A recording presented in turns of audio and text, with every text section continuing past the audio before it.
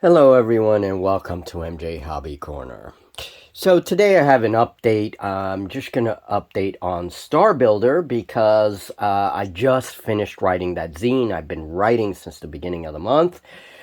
And this zine is actually one of the harder things I've done. I put a lot of work into it. There's a lot of research that has to go into that particular zine because it's all conceptual information and it's all based on astronomy facts and my own experience with space games, my own experience with science. And so it's a lot. It's a lot. So I'm going to take a couple of days break because my eyes are kind of cross-eyed after this issue. But I have a few things to show you. I'm going to show you part of the index of the zine for this month, and we have a couple of builds here. So the first thing I want to say is these are larger builds.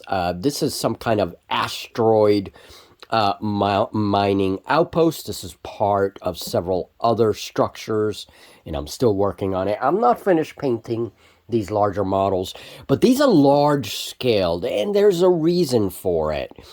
Here is a mining ship. So that is part of this issue for Starbuilder that I just finished, covered a variety of different mining operations in space. And I also threw in a lot of hazards and things like that. There are some tables in the index that have some simple hazards that you can use, primarily for RPGs. But this issue also talks about miniature war games as well. As you guys know, in Starbuilder, I give a lot of alternate ideas for space games because, frankly speaking, I've been getting a little tired of just space opera over and over again. I love space opera. It's a great genre for sci-fi, but I get a little tired of it. And so in Starbuilder, I really sprinkle a lot of science into it, and I mix that with space opera fiction as well. I sprinkle in some space opera as well. So it's all for fiction purposes of adding some interesting ideas to your space games if you find your space games getting bland like I do. So anyway, to illustrate the zine, one of the things that I've been doing is I've been creating these larger scaled models. This way I can illustrate my zine with these models instead of using like AI images or something like that. Obviously the graphics will be a lot better looking, but I don't feel that it's entirely my work because an AI is doing it. It's not my work. Even if I describe it, it's not my work. So I decided very early on that I was going to make my own dioramas to take pictures to illustrate the zine. And that's going to be something that I use in all of my zines in the future. So there it is, a asteroid mining vessel. I got to add some magnets down below in order so it can attach to asteroids. And then we have, this is the ship that we're going to use in an upcoming RPG, Stars Without Number. It's going to be a homebrew setting that I've been working on that is inspired by The Expanse, the books, The Expanse, and the TV show. But I'm going to twist things around and add my own thing. Obviously, it cannot be a clone of The Expanse. I wouldn't want to do that. But I am going to take some inspiration. Namely, it's a setting, a very gritty setting, where humans have colonized the solar system. But there's all kinds of issues and problems in this solar system. So this is one of the ships. This is a Jupiter-class freighter. It comes from the Galilean region. That's one of the factions, the Galileans. And Julie's going to be on board this freighter. This is going to be her ride. And this is a massive ship as well. So we'll see how that goes. And of course, I use that ship to illustrate the zine as well. You're going to see that in Starbuilder. The zine is definitely evolving. I'm using more and more tabletop pictures and ideas and things to accommodate all these concepts that I have for space games using tabletop examples. I think that's the best way to go, you know? So there it is. All right, let's talk a little bit about the zine itself, this issue, what it's going to involve, and show you some of the tables. So this month in Starbuilder, I provide some examples of star cluster maps. This month, the star information that we are discussing has to do with star clusters, and I think it's a great idea for players that like star hopping. I'm kind of moving away from that in my games, to be honest with you. I'm working on stories in my RPGs or even in my war games that have to do more with like within solar system activity, right? A solar system can be so vast in its own right. You don't necessarily have to star hop all the time. But I understand that people like that. You know, it's part of space opera genre. You go between stars. So we talked about star clusters, and star clusters can be very packed. The stars can be very close together. Of course, in reality, when you say close in space, you're probably talking a mind-boggling distance. But, you know, we're playing fiction, so we're using the rule of cool. But here's an example star cluster. We have a minor star cluster. I used some Canva graphics to make the stars and the nebula in the background. I try to make everything a little bit less colorful so it doesn't take up so much ink. And by the way, that's my dog. I'm sorry, my dog is in the small studio. She is a hurricane, little Juniper. So she's moving around everywhere.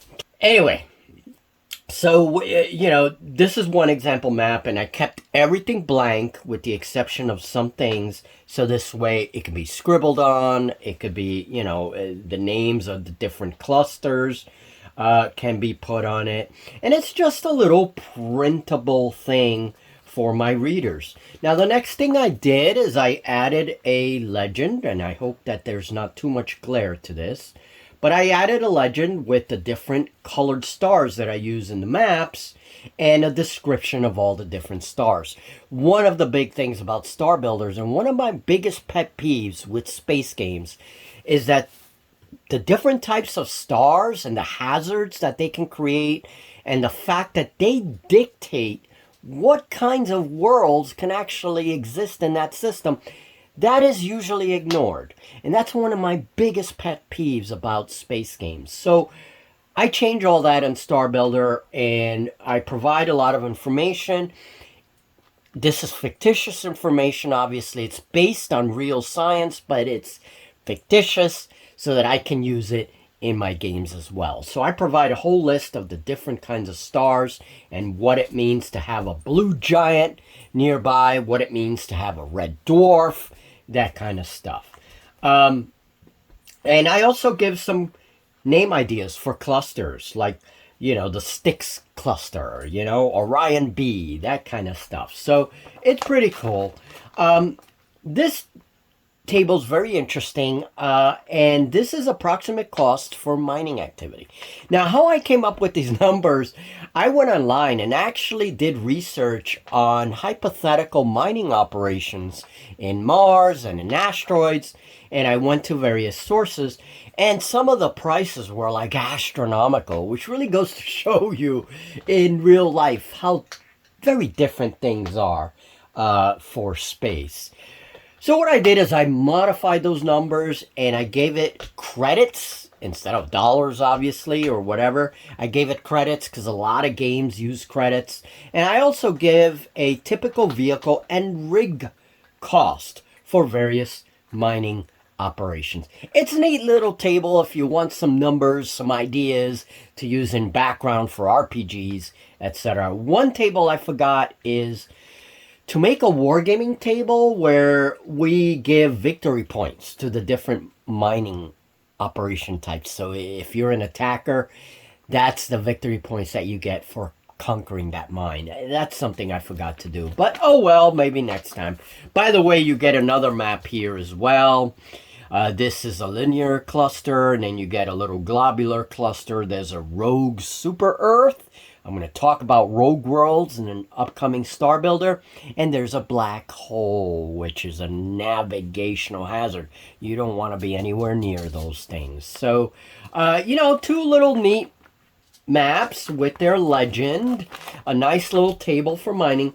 Then I came up with this. Now, I did this on Microsoft Paint. These are D6 tables. This is an asteroid mining hazard. You roll a D6 on things like drift, collision, loose debris strikes equipment or a person, vent eruption, trapped gas or ice pocket blows out suddenly, that kind of stuff. I have one for iron oxide deserts. So basically your Mars analog. You have a lot of interesting hazards for those kinds of worlds. And this is all for your mining colonies. We have frozen world mining hazards, which I didn't include in the Ice Giant issue of Starbuilder, where I talk all about ice giants and ice dwarfs. And I put an example colony, which I'm going to make canon, called Boreas. I still have to make a lot of lore for it. But basically, this is a sample table for frozen world mining hazards. And then we have underwater world mining hazards.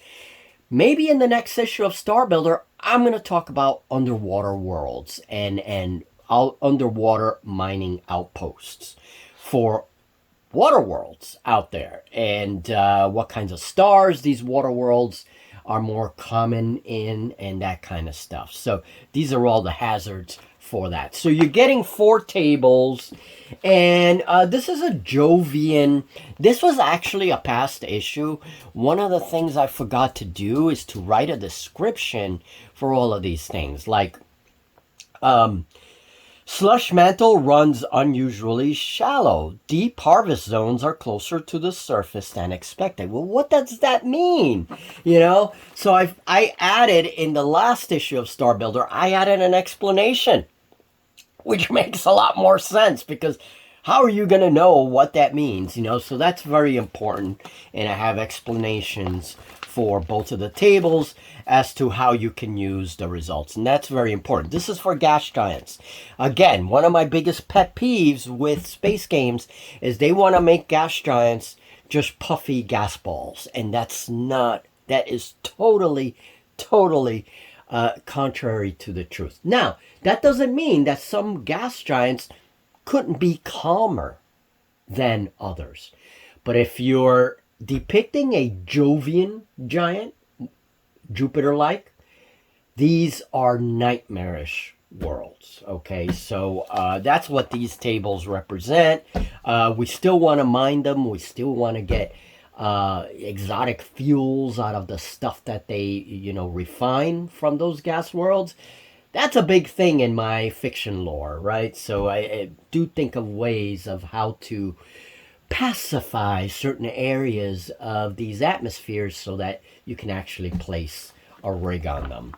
And then we have ice dwarf tables. This is a previous issue, so these are just tables that I have lying around, okay? You can also use star maps that you get online. I use star maps like these. This is incredibly dense, but I prefer to make my own maps because I have more control over the design and the stories, okay?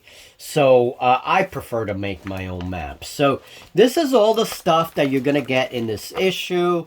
The legend, the 2 star maps, and some tables to help you out with those mining operations. Juniper, what are you doing, Juniper? Yes, say hi. Say hi to everyone. Junie. Look at me, Junie. Hi. Hi, everyone. I'm Junie. So this month in starbuilder, I mentioned a little bit about gaming journals. Now, before we continue and before I show you examples of these two particular journals, these are my more recent ones. I want to give credit to a content creator. I enjoy their channel very much. They are called Soloist Venture. Shout out to Soloist Venture, because they're very inspirational, and one of the things they do is they keep journals of all the games. This is primarily for solo RPG.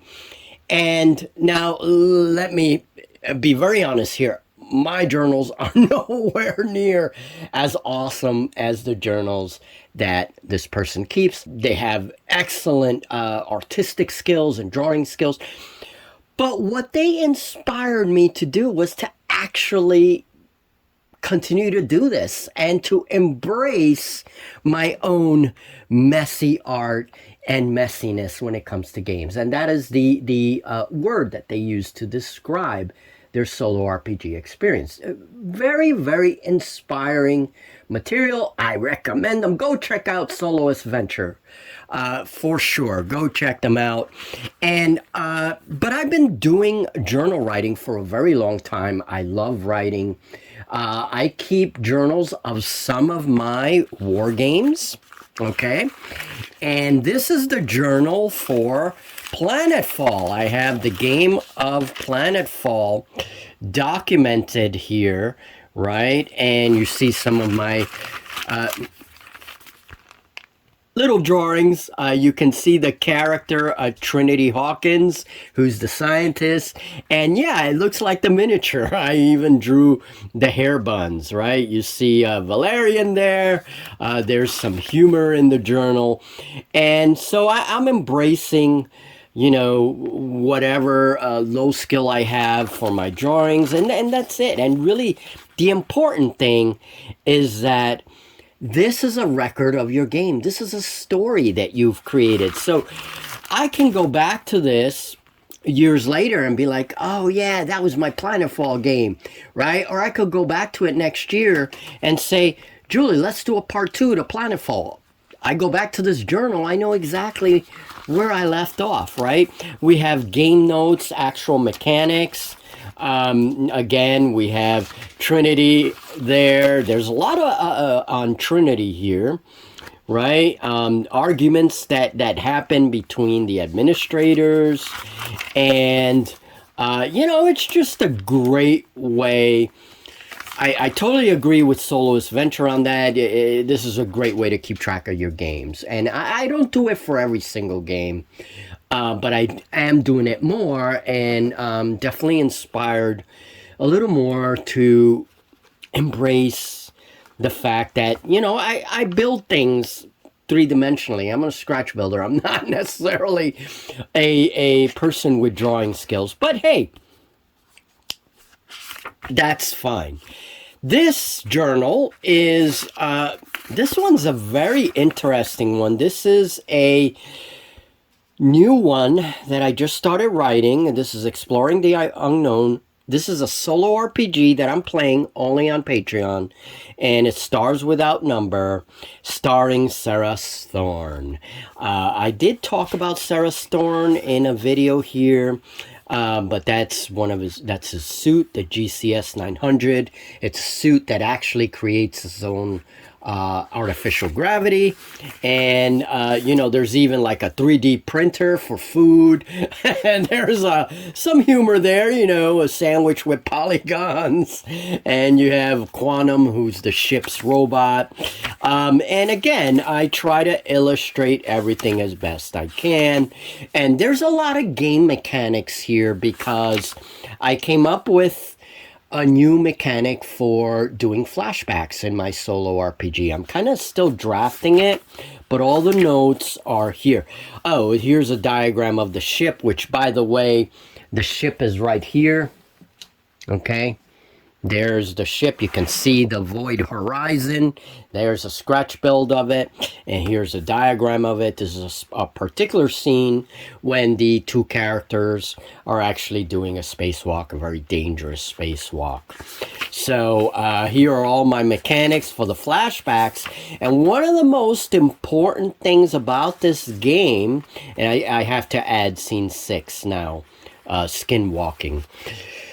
One of the most important things about this particular solo RPG is that my narration for the whole game is done in first person, and that's something completely new that I've never tried before, and it really makes a difference in play. So if you want to check out a solo RPG, check out my Patreon. I do have several solo RPGs, and I actually did this one completely different. And I think it's going to become my default mechanic. And to give credit where credit is due, I got the idea for first-person narration by reading this book, Dan Abnett. This is Eisenhorn. Excellent 40K novel. I love this book. I'm actually rereading it. Very dark, very gloomy. That is 40K for you. And this is all written in first-person narration. And I love the way this writer does it. This is by Dan Abnett. So I got the idea to do my solo RPG narrated that way. And it's given me really cool results. I'm really loving it. It's like you can get into the mind of your character. Now, I'm still using oracles, oracle tables and stars without numbers mechanics to progress the game and get random results, but everything is done in first-person narration. Alright guys, well I wanted to put this update on YouTube. My patrons will also receive the same update. And basically if you want to check out our RPG, Julie and I have been working quite extensively on our Patreon. Unfortunately, there are things on YouTube that just make it a lot harder for content creators, in my opinion. But that doesn't mean that I'm going to give up or anything like that. It just means that I'm not uploading as much, all right? But I wanted to upload this update and tell you guys that we are having an RPG. It's a couple of RPGs, actually. We're also going to play Dragonbane, so that we can kind of give something a little different. Instead of just space, I'm on a real science fiction kick this year. It's all about space and science fiction with the Zine starbuilder. And by the way, it's pouring outside, so if you hear that, it's pouring outside. Alright folks, so that's it, and now I'm going to take a couple of days break, and we're going to get right into writing Scratch Builder Monthly. And that is going to be a completely different topic. So for all you pirate lovers out there, I'll have an update on the scratch builds that are coming for September. Hold on to your hats, mateys. Alright folks, have a great one. Thank you for your support, and I'll see you in the next video or in the next star system.